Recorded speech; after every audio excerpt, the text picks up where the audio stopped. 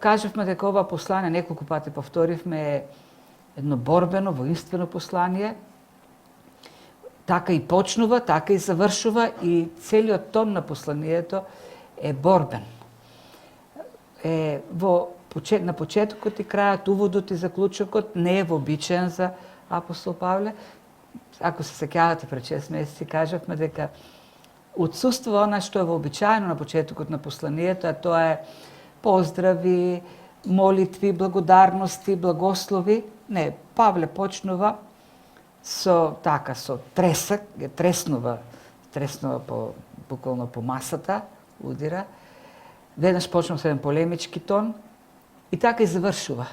Вообичаено Павле на крајот на посланието да праќа поздрави од свети до свети, да каже некој пак благослов, додека овдека отсуствува сето тоа и напротив има само едно повторување, еден заклучок на се оно што го говорил до тој момент. Тоест како Павле да сака да биде сигурен дека галатјаните разбрале и нема да заборават, нема да го заборават она што е напишано до тој момент. Имајќи го пред тој остар тон на крајот, отсуство на благ збор, отсуство на некој топол тон, може некој да се каже, па веројатно Павле го прави тоа поради суета. Сепак црквата во Галатија брзо го заборавила, се одвратила од благодата, од учењето кое е проповедано таму, некои се свртеле против него, почнуваат да го споруваат неговото служење, неговото учење, и сега Павле, така повреден, се однесува луто кон нив. Не, воопшто не е тоа причината. Нешто друго е во прашање.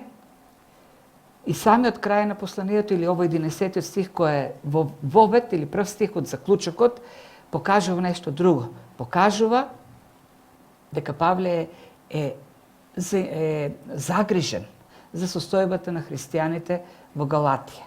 И сето тоа што го пише, тонот кој преовладува, е израз на неговата загриженост за иднината на црквата во Галатија и тој чувствува една итност во решавањето на проблемот. Проблемот треба да биде што поскоро решен. Што поскоро христијаните во Галатија да се вратат на вистинскиот пат.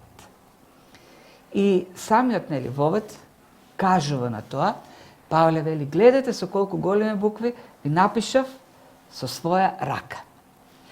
Вклучува еден детал, кој навидом така е беззначаен, зашто Павле би го потенцирал тоа дека со големи букви напишал со своја рака. Ова не е вообичаено да го прави Павле. Вообичаено Павле да ги пишува посланијата диктирајки, тоест некој негов писар или некој негов секретар ги пишува, и тоа е заради проблемот што го има со очите.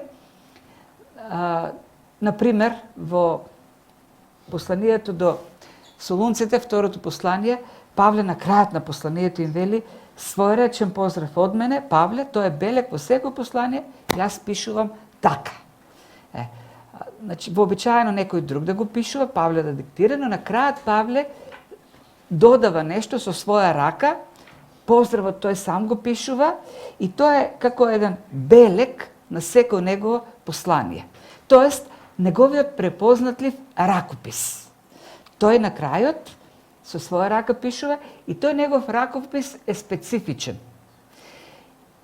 Има една разлика во граматиката меѓу овие два стиха. Например, во Солунците вели: јас пишувам така, еве, во моментот ви пишувам така, ова е мојот препознатлив белег, препознатлив ракопис. Додека на Галатјаните им вели: гледате со колку големи букви ви напишав. Тоест, се враќа на се она што до тој момент е напишано во посланието. Што Павле сака да каже? Се јас лично напишав, она што е напишано со своја рака го напишав. За разлика од другите посланија кои се диктирани, ова е послание напишано од него. И целото послание е напишано со големи букви. Тоест, со ракописот на Павле. Исклучок е ова послание во тој поглед. Тој лично го пишува целото послание. И со тоа сака да каже, или со тоа се покажува итноста. Ова е послание пишувано веројатно додека тој се уште во Антиохија, служи таму, некаде крајот на 40-тите, почетокот на 50-тите години. Слуша за проблемите во Галатија и нема време да бара писар, да бара секретар кој ќе го пишува, туку тој веднаш седнува, ги напрегнува своите болни очи и го пишува посланието. Со тоа покажува итноста, неодложноста на решавањето на проблемот. Со својот ракопис, со своите големи букви, кои се поради слабиот вид, тој го пишува тоа послание. И нешто друго, сака да кажа, се што е напишано е од мене. Секој збор јас е напишан онакако што јас сакав да биде напишан. Тоест, не постои некоја веројатност писар, например, да променил нешто ако е диктирано. Павле е сигурен дека се оно што сака да биде кажано на галатјаните е напишано онакако што тој мисли дека треба да биде кажано. Така да, уште самиот почеток на тој заклучен дел има индикација, се покажува неговата загриженост и итноста на проблемот во црквата во Галатија. И имајќи во предвид тој негов мотив, таа негова загриженост, тој преминува на лажните учители, тоест каков е нивниот мотив, лажните мотиви на лажните учители.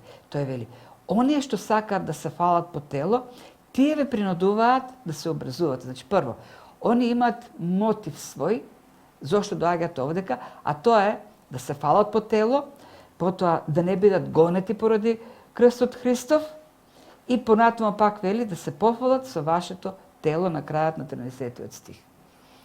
Значи, неколку мотиви на тие лажни учители. Сите лажни учители имаат лажни мотиви. Нивниот мотив не е Бог, туку нивниот мотив е телесен мотив. И почнува, нели, со оној мотив стравот, тоест да не бидат гонети поради крстот, тоа не ќе почнеме. Доаѓаат во црквата и почнуваат да ги обидуваат галатјаните дека треба да се обресат. Зошто го проповедаат тоа учење? За да не бидат гонети поради крстот Христов. И ние кажавме неколку пати во ова послание, знаеме од историјата дека уште на почетокот христијанството со појавата на христијанството и појавата на христијанството е во Ерусалим, се појавува таа тензија, конфликт меѓу црквата во Ерусалим и синагогата во Ерусалим. Тоест, евреите кои поверувале во Христос и традиционалните евреи. Има еден конфликт. Павле овдека говори за гонење поради крстот Христов. Крајот на 40-тите години, почетокот на 50-тите години е период кога црквата е гоната, но не е гоната од Рим. Не е гоната од неевреи, не е гоната од пагани. Нема институционално гонење. Тоа е периодот во кој што христијанството се уште расте во еврејска средина. Христос е евреин, апостолите се евреи, првите христијани се евреи, црквата е во Ерусалим. И римјаните, или власта, државната власт, гледа на христијанство како на нешто, некој еврејско учење, како на некоја секта во јудеизмот. И се појавува гонење уште на почетокот. Но првите гонење од кои се? Од традиционалните евреи кон евреите христијани. Првиот маченик Стефан е убиен и осуден од евреите. Втората жртва е Јаков, братот на Јован, и тој е убиен во времето на Ирод, меѓутоа осуден од евреите. Потоа Јаков, братот Господен, 62 година, и тој е убиен од евреите.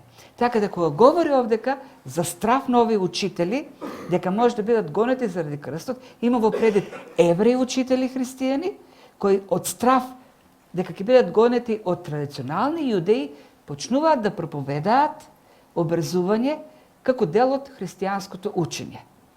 Тоа е контекстот овдека.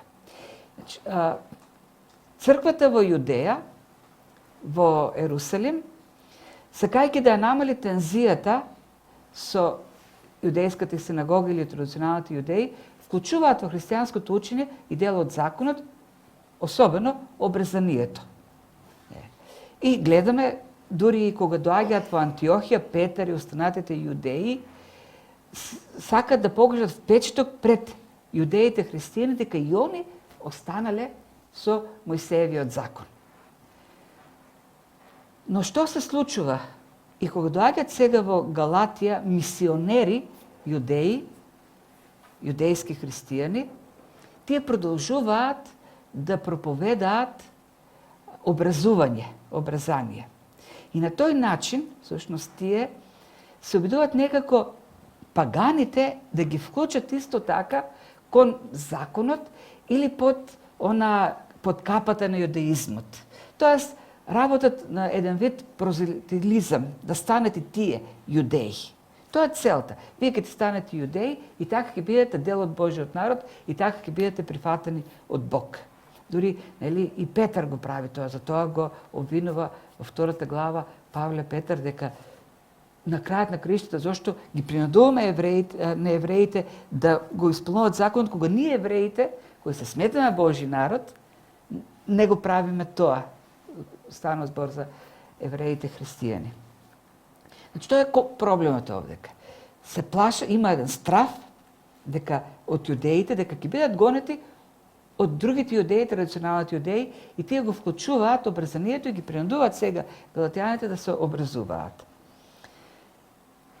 На традиционалните, и тука е во прашање крстот Христов.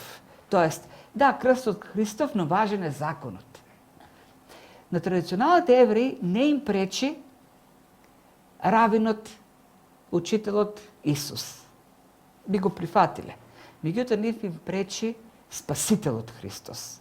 Христос кој како Син Божи умре на крстот за спасение. И со тоа веќе става крај на законот. Веќе законот не се исполнува крај, веќе ништо не важи од законот. Тоа е проблематичното за традиционалниот евреин. И не само за традиционалниот евреин, туку тоа е удар на суетата. Удар врз суетата на секој човек, особено на евреите. Тоа е скандал. Павле во Коринтијаните, 1 Коринтијани 1 глава вели дека крстот е соблазна за евреите или скандал за евреите. Тоа е, зошто скандал? Бог, кој нас ни даде да го исполнуваме законот, сега вели крај, нема закон, вие треба да верувате во жртвата, тоест Бог, лично Бог дојде и умре за вас на крстот. Тоест на оној срамен крст умре за вашите греови. Тоа е скандалозно. С други збор, ние напразно толку векови сме правеле си, и ние сега напразно правиме толку нешто од законот. Тоа е удар врз суетата на човекот. И Павле вели дека тоа е удар врз суетата не само на евреите, туку и на неевреите. За елините велат крстот е моронска работа. Глупост. Голема глупост. Зошто? Зошто семокниот Бог, наместо да ги уништи грешниците, тој умира за нив. Си го дава животот. Тој е глупав Бог, смешен Бог. Кој Бог би постапил така? И на крајот на краиштата пак се сведуваме, пак доаѓаме до суетата на човекот, гордоста. Човек сака, тој самиот, тој да ги добие заслугите за добро завршената работа. Јас се стремам кон праведност и Бог треба да ме прифати зашто јас сум добар, јас се трудам.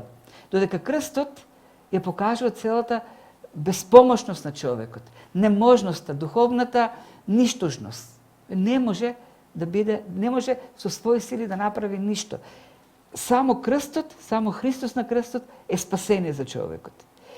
И таквото учење удира на гордоста на човекот. И Павле го потенцира тоа во 2 глава, кога вели: ако човек може да се спаси со своите усилби, тогаш Бог не може да го даде својот син. Зар Бог напразно го даде Христос на крстот? Зар Бог направи нешто безсмислено? Не, самиот крст и жртвата на крстот покажува дека човекот не може да се спаси со своите дела, не може да се спаси со законот. И тоа му го кажува всушност во оној контекст на разговорот на Павле со Петар. Ние го разбравме тоа и разбравме дека со делата на законот никој не може да се спаси. И затоа е Христовата жртва. И така, нели, погледнато, имајќи во предвид сето тоа,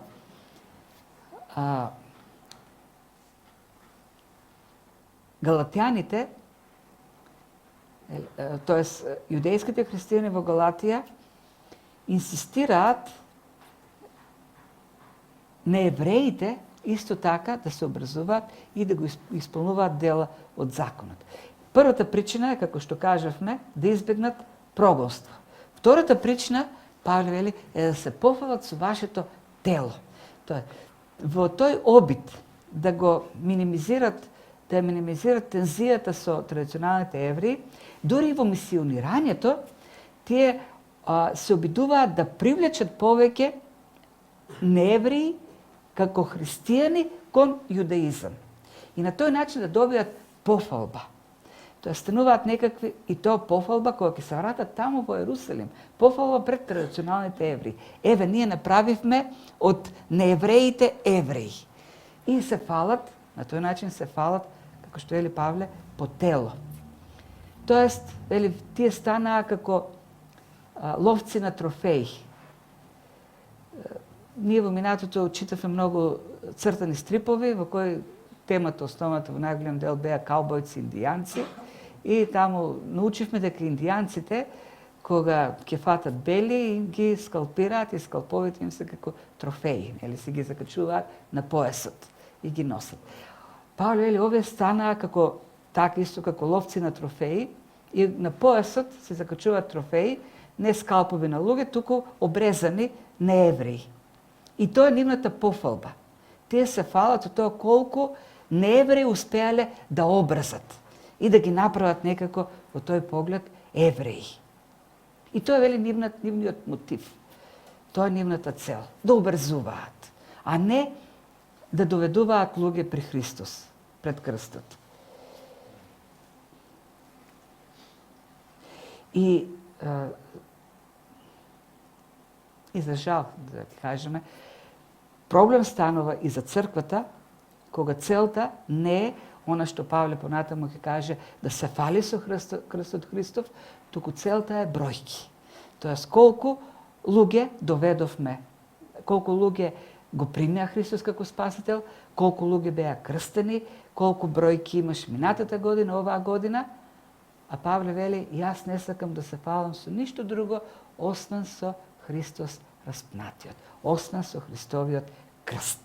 Тоа е единствената моја фалба. И тука вклучува уште една работа.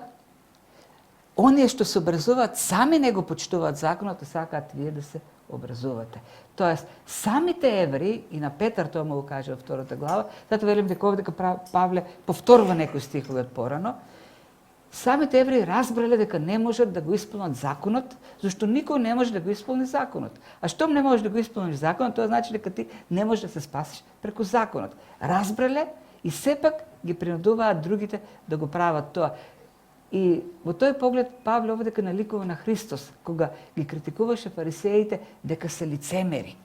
И тој, овие учители вели, вие сте лицемери, сами не можете да го исполните законот, а ги принудувате овие луѓе да го исполнуваат законот, да се образуваат.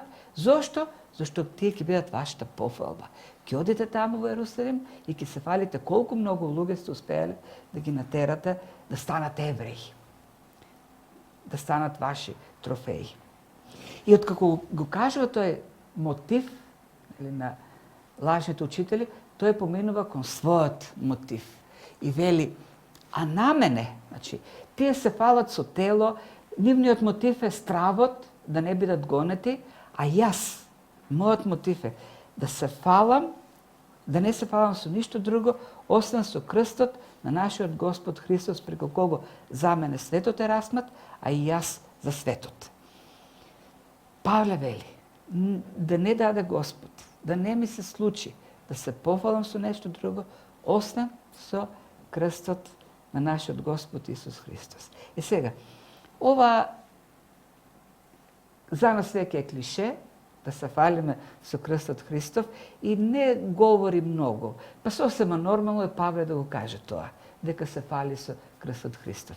Меѓутоа во контекстот во кој живее, во времето во кој живее Павле, да кажеш некако една таква работа е глупаво. Зошто е глупаво? Зошто крстот во древноста или зборот, латинскиот збор крукс е прво вулгарен збор, безобразен збор. И еден културен римјанин во тоа време не би го изговорил никогаш тој збор, посебно не во угледно друштво. А оној што ќе го изговори зборот крст во било кој контекст, тој ќе биде некултурен човек прогласен. Зашто самата екзекуција на крст е најсрамната екзекуција, најпонижувачката, и токму тоа е целта на распнувањето на осудениот на крст, да биде преку екзекуцијата понижен, максимално понижен, посрамотен. Тоа е целта на крстот.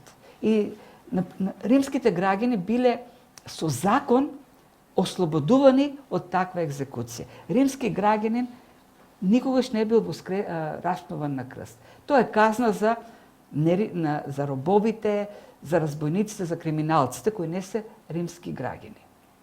Дури Цицерон во своите дела пишува дека зборот крукс не треба да биде нити во мислите на еден римјанин. А и во еден таков контекст Павле вели: јас не сакам со ништо друго да се фалам, освен со крстот на нашиот Господ Исус Христос. Со нешто кое се смета за најпонижувачко, она што носи најмногу презир. Зошто се фали со тоа? Зошто таму на тој крст, со таа понижувачка смрт, со таа срамна екзекуција, умре Христос за нашите греови. И така не ослободи од силата, од робството на гревот, и така отвори врата за прифаќање од Бог. Така не ослободи од вината и од осудата. За да каже човек, да даде таква изјава во тоа време, денес е друг контекст, во тоа време да даде човек таква изјава, тоа значи дека тој целосно се ослободил од гордоста. Дека тој веќе нема суета. Се фали со крст, со нешто со кое што никој друг не би се пофалил. Со тоа веќе тој навлекува на себе стигма на глупав човек. Стигма на човек кој нема врска од животот. А Павле се фали зашто знае дека тој крст е неговото спасение. И дека тој крст на вистина го ослободува од гордоста и суетата на животот. Од она од кој што страда светот. И тука сега Павле користи, има една интересна игра на зборови, преку крстот, преку таа смрт на Христос на крстот, тој презрен крст, каде што е решен проблемот со мојата гордост. Светот е раснат за мене.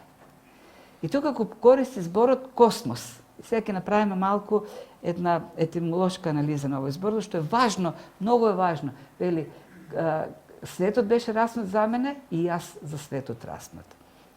И тука идејата е пак она, нели, фалбата со презрениот крст.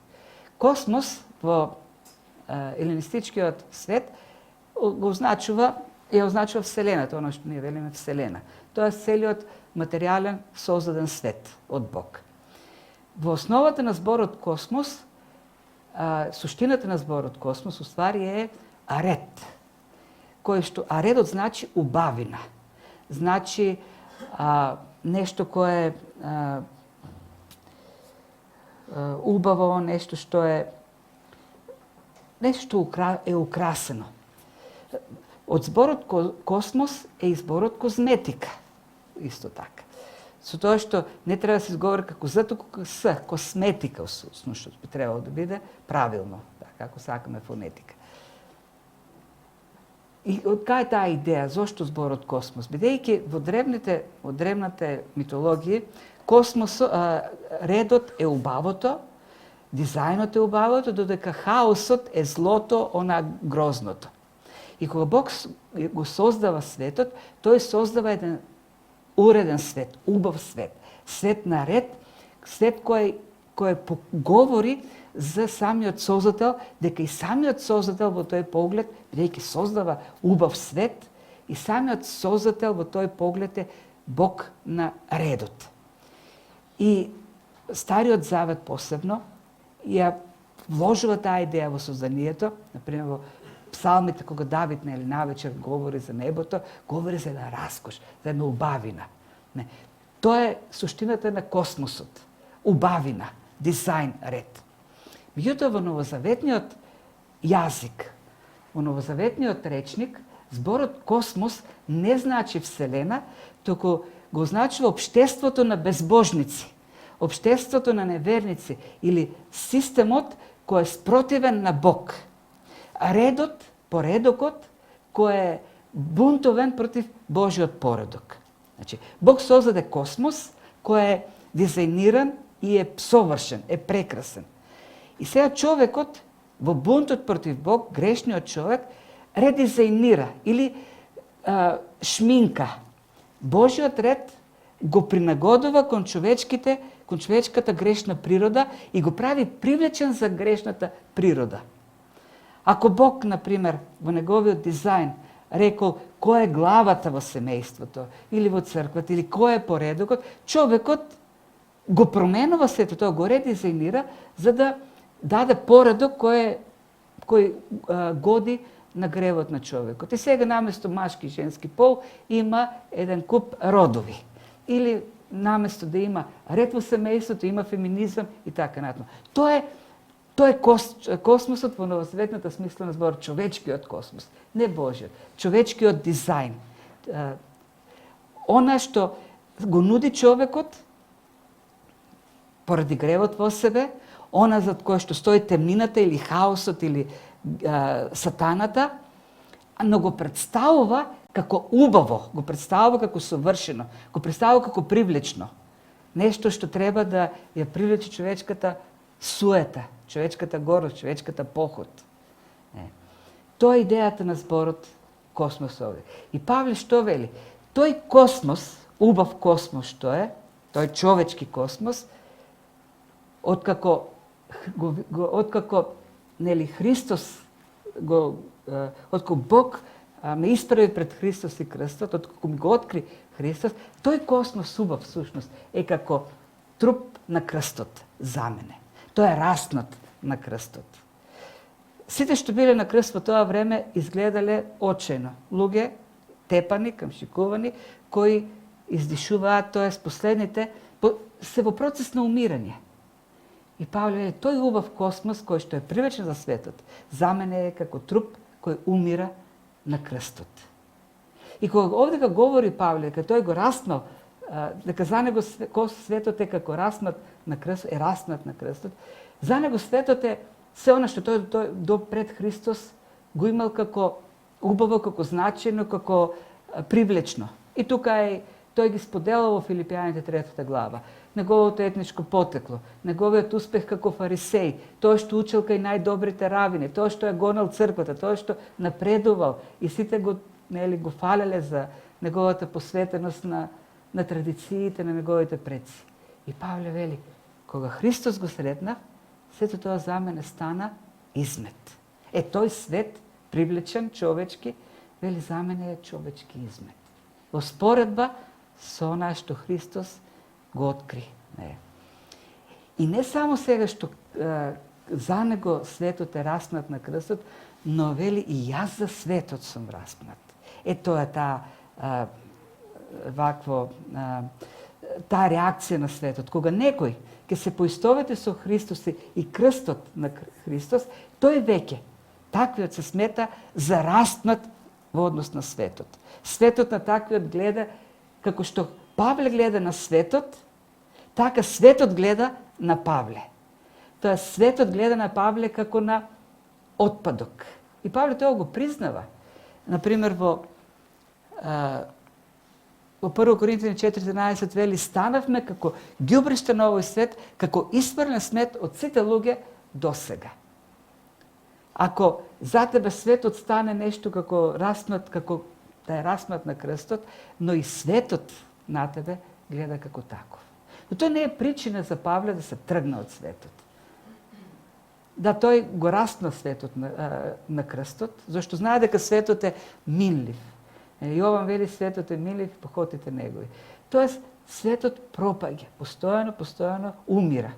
И додека збориме, пропаѓа светот. Се оно што го имаме како во светот, се тоа на слава во светот, се тоа умира постојано. Но тоа за Павле не е знак дека треба да си отиде од светот, туку напротив, тој се ангажира уште повеќе за светот. Уште повеќе работи, уште повеќе служи да биде спасен тој свет. И тие се примерите и за Павле со многу други.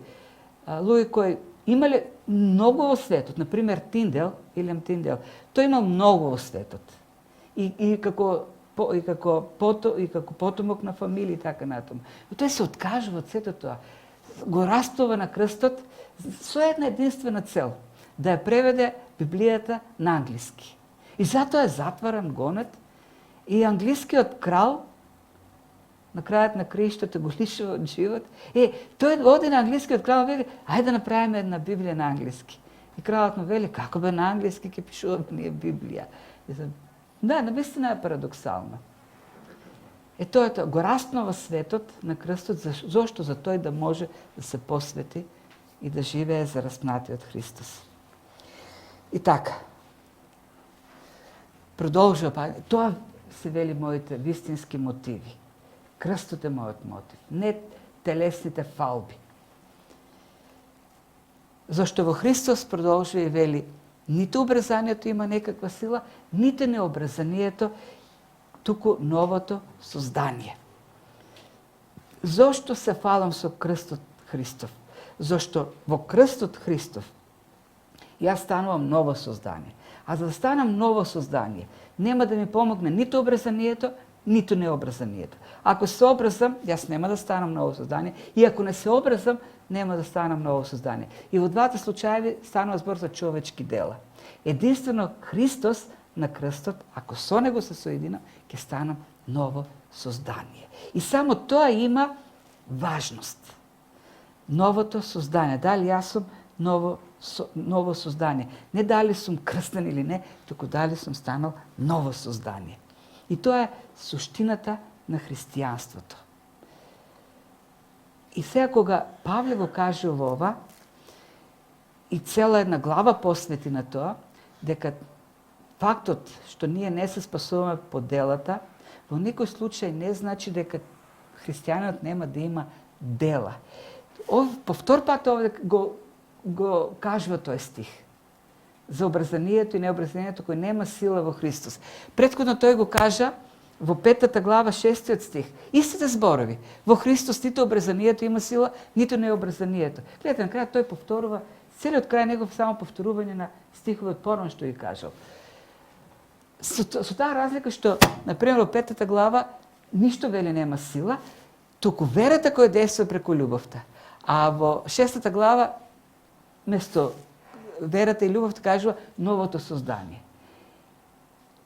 Или ако сакаме да бидеме така појасни, новото создание или верата која действува преку љубовта е едно исто нешто. Зашто новото создание всушност е создание во кое има вера која действа преку љубовта. Не обрезанието, не човечките дела, туку единствено верата која действува преку љубовта. И почетокот на 6 глава до 10 стих, токму тоа беше темата.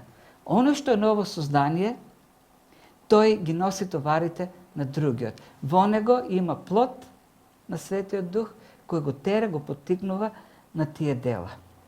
Самата суштина на новото создание е нов живот.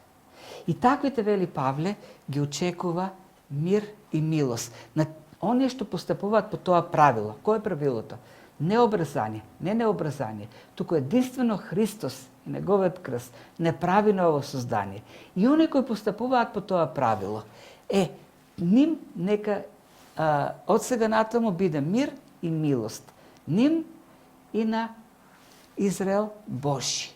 Се тоа Израел Божи е зборче околу кое многу мастило е потрошено, многу печатарска хартија исто така е потрошена.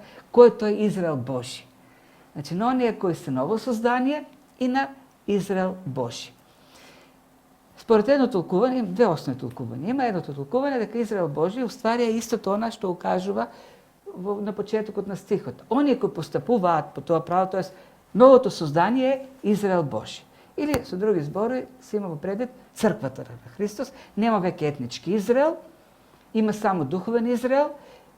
Бог расчистил со евреите, со етничките евреи, и сега имаме само црква која е духовен Израел или Израел Божи. Значи, кога вели но оние што постапуваат по тоа правило, ним нека биде мир и милост, тоест на Израел Божи би требало да биде преводот.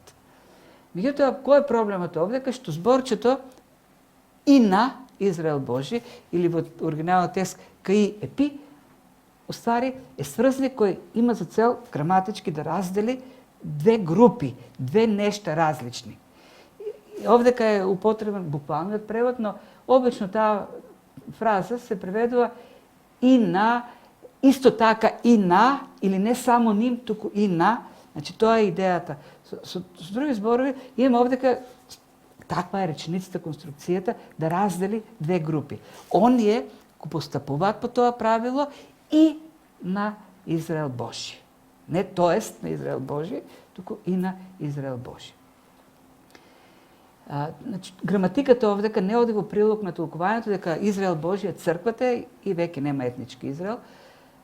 Исто така, зборчето Израел во Новиот Завет се користи повеќе 65 пати, зависи од манускриптите, или меѓу 65 и 70 пати, и во сите останати случаеви каде што е зборот Израел, се мисли на етничкиот Израел. Ако овдека станува збор за црквата, ако со Израел се именува црквата, би бил исклучокот, единствениот исклучок во Новиот Завет. И сега има правило во толкувањето, херменеутиката, дека исклучоците не би требало да важат во толкувањето, доколку вообичаеното значење дава доволна смисла. А кој е вообичаеното значење? Посебно кај Павле, кога говори за црква и за Израел. Имаме ние таков текст, например, во Римјаните 11 глава, каде што тој говори за Израел и во Стариот и во Новиот Завет, и тој говори дека во етничкиот Израел секогаш и во Стариот Завет и во Новиот Завет вистинскиот Израел биле оние кои останале верни на Бог. Еден праведен остаток. И тој и во времето на Стариот Завет имаше сегош праведен остаток, дури кога сите тргнаа по Ваал, во времето на Илија имаше 7000 души праведен остаток, кои не ги преклонија колената пред Ваал. И сега, вели Павле, има праведен остаток од етничкиот Израел, а тоа се луѓе кои живеат не по закон, туку по благодат. И во таа смисла, тој Израел Божие е тој праведен остаток. Значи, тука говори за неевреи кои живеат по благодат, кои станале ово создание, и Израелот Божи, оној праведен остаток кој живее по благодат. Но и не е толку важно дали е ова така или онака, дали ќе прифатиме диспенсационализам или заветна теологија. Второто толкување води повеќе прилог на заветната теологија. Но и граматички и во контекстот повеќе одговора на овој текст.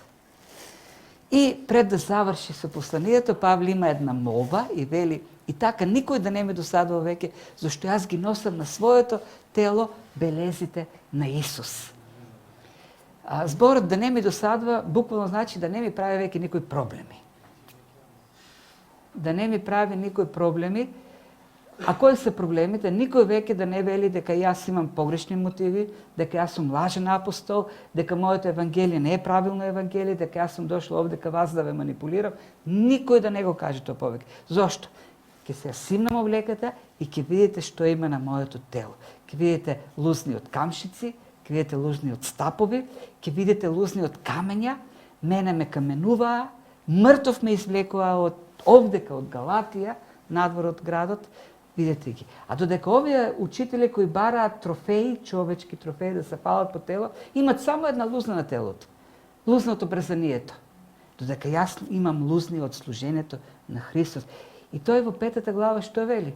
Ако јас се плашев од луѓето, јас сакав да ги придобивам луѓето, тогаш немаше со себе да ја носам соблазната на крстот. Не може да проповедам за крстот. Не може да се навлечам мака, секаде да ме тепат, да ме гонат, бидејќи јас проповедам за крстот.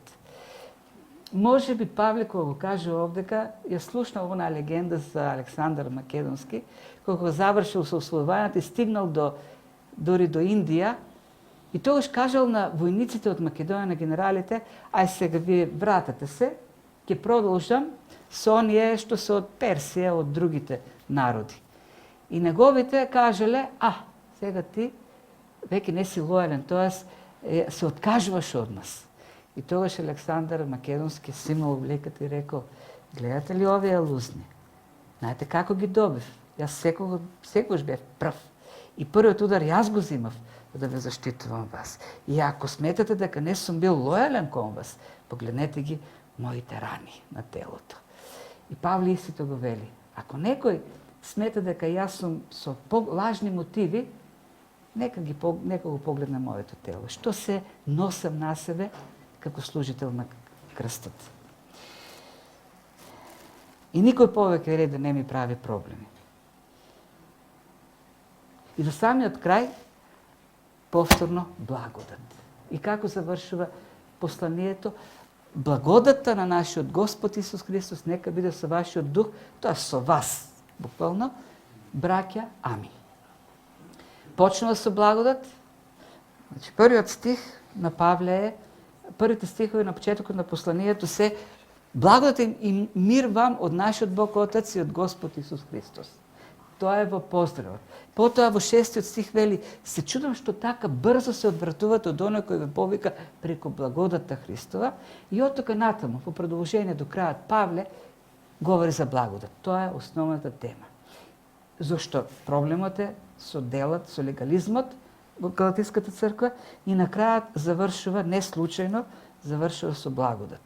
Со тоа Павле уште еднаш сака, на самиот крај да им каже, благодатта да биде со вас. Бидејќи христијанството, суштината на христијанството не е во она што ние правиме за Бог, туку во она што Бог го прави за нас. А знаете што тој направи се, од почеток до крај. И во посланието Павле го објаснува сето тоа. Што е вклучено во зборот благодат? Па во зборот благодат е вклучено тоа што Бог не избра уште пред создавањето на светот. Бог не избра.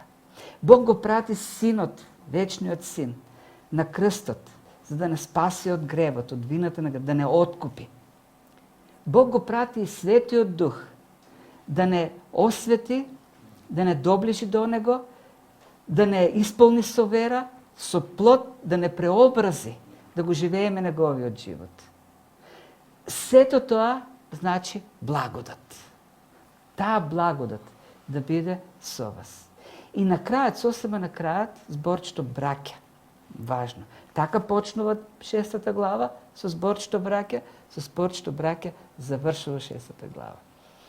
Рековме дека идејата овдека е семејство, представата за црква како семејство. Во првите 10 стиха представата за црква како семејство во кој треба да се ги носиме товарите, бидејќи тоа е суштината на христијанството. Овдека тој и на крајот и покрај сите проблеми, тој завршува со тоа бракине браќа, со што сака да каже, да го изнесе своето уверување дека тие се неговото семејство, тие се Божјото семејство, тие се деца на Бог. И покрај се, и покрај сите опасности, тие се деца на Бог. Тие се негови браќа. И како такви, бидејќи Бог е Бог на благодата, во неговата благодат е вклучена милосрдието, милоста, да ги враќа заталканите назад кон вистинскиот пат. Со овој збор браке на крајот, Павле го покажува својот оптимизам. Вие сте Божи деца и бидејќи Бог е Бог на благодата, нема да ве остави. Јас верувам дека Бог, бидејќи е милостив Бог, ќе ве врати назад. Бог ќе ве освести да ги видите лагите, измамите на тие лажни учители и да се вратите во благодатта. Зошто е Бог на благодатта. И во таа смисла тој вели, благодатта на нашиот Господ нека биде со вашиот дух, со вас, браќа. зашто вие сте Божи деца. И тоа е вистината. Дел, аспект на Божјата благодат е и тоа, да ги враќа своите деца на правилниот пат кој ќе залутат.